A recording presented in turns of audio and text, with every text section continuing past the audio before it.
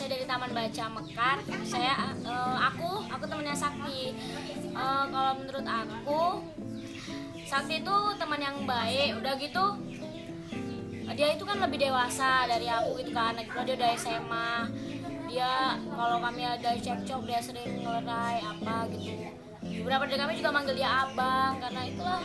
Mungkin karena dia lebih banyak pengalaman dari kami. Dia udah ke Finlandia, dia udah ke Filipina, udah banyak lah. Jadi kami banyak belajar aja dari dia.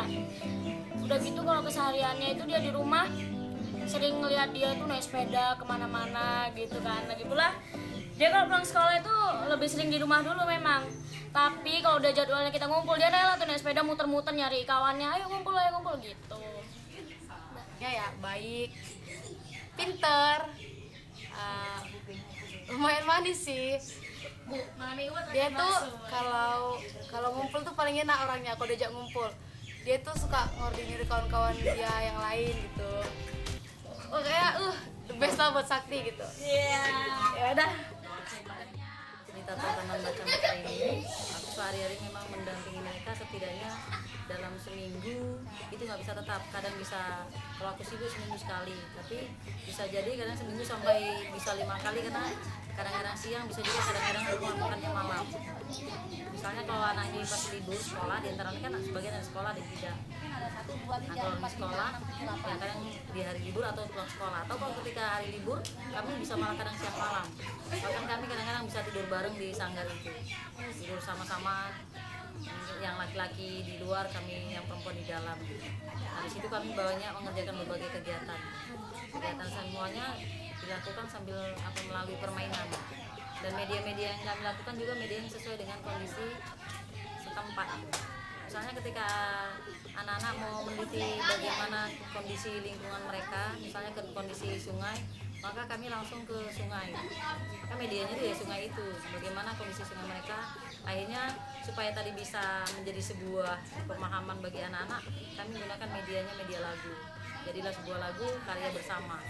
Demikian juga ketika kami belajar tentang kondisi persawahan, maka anak-anak yang tergabung dalam kelompok lingkungan ini itu tadi akan meneliti bagaimana persawahan mereka, masih ada makhluk hidup apa saja yang ada di situ, sehingga anak-anak akan jadi tahu misalnya tumbuhan apa yang dulunya ada sekarang masih ada, dulu ada sekarang nggak ada, atau dulu nggak ada sekarang ada gitu.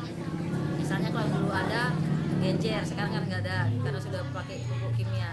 Nah dulu yang nggak ada misalnya ikan sapu kaca, dulu nggak ada, sekarang malah ada, itu muncul sekarang.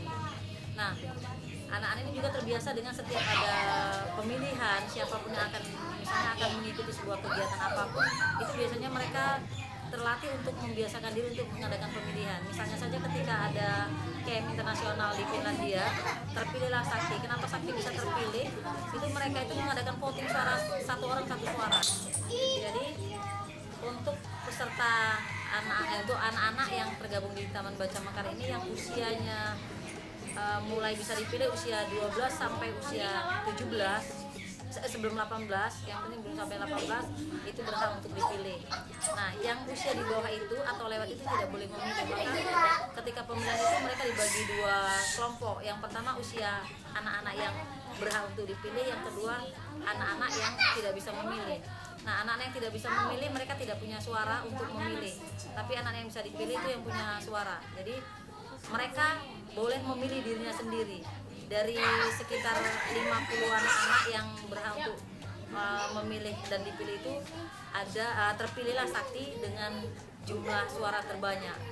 Nah kenapa mereka memilih Sakti? Ya ketika ditanya teman-temannya kenapa Sakti yang terpilih, menurut mereka ya Sakti itu tadi mudah bergaul, mudah untuk mengorganisasi teman-temannya, dan paling mudah menyesuaikan diri. Satu lagi orangnya juga fleksibel, tidak punya musuh dengan siapapun, orangnya ya netral.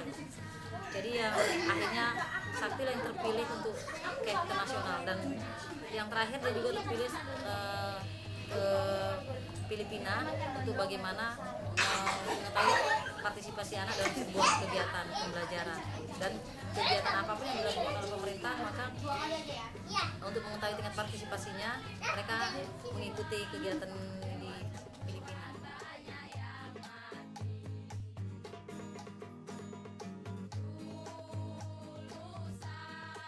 Setelah tadi kami bermain, belajar sambil bermain di kelompok Taman Baca Mekar ini juga ada kelompok Bio Child yang kegiatannya menjaga lingkungan dari nama Bio Child, yaitu Bio atau lingkungan hidup, dan Child anak-anak, yaitu anak-anak yang peduli terhadap lingkungannya.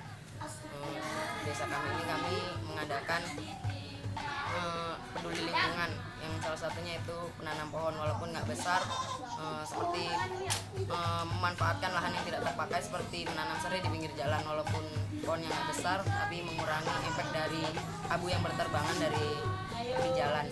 Terus kami juga mengadakan penelitian ke sungai-sungai yang sudah tercemar karena fungsi sungai digunakan sekarang menjadi industri gitu ya, tempat pembuangan limbah.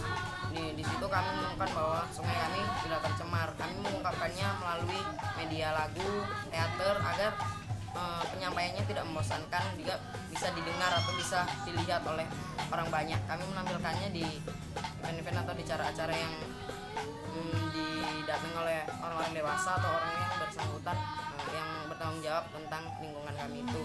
Di kelompok ini juga kami mengadakan perekrutan terhadap anak-anak baru atau siswa baru gitu ya, yang di dalamnya kami yang membina mereka. Yang dulunya kami didampingi, sekarang kami mencoba menjadi pendamping kepada mereka. Jadi kami menjadi pendamping kecil gitu, kami yang mendampingi teman-teman kami yang baru. Terima kasih teman-teman semua. Saya Pujasa Indonesia mengucapkan banyak terima kasih